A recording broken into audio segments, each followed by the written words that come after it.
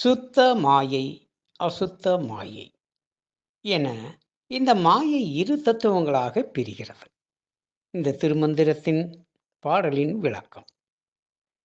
அசுத்த மாயையில் திகழும் ஜீவர்கள் பற்பல பிறவிகள் எடுத்து பற்பல விதமான யோனிகளில் புகுந்து பல்லாயிரம் பிறவிகளை எடுத்து ஜனன மரண சம்சார சாகரத்தில் துன்புற்று அலைவார்.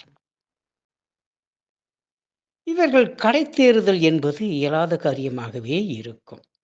ஏனென்றால் இந்த ஆன்மாவை சுற்றி அசுத்த மாயை சூழ்ந்திருப்பதால் அது அசுத்த வழிகளில் செல்கிறது, அநேகம் பிறவியை எடுக்கிறது. இதே ஆன்மா ஒரு ஆச்சாரியனை அணுகி இந்த அசுத்த மாயை நீங்கி சுத்த மாயைக்குள் வருகையில்தான்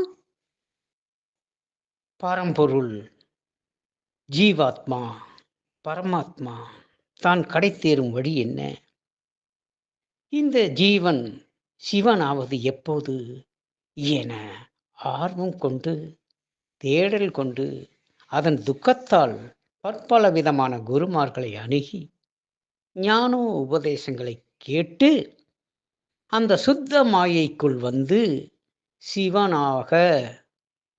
சிவனை தரிசிப்பவனாக மாறுகிறது.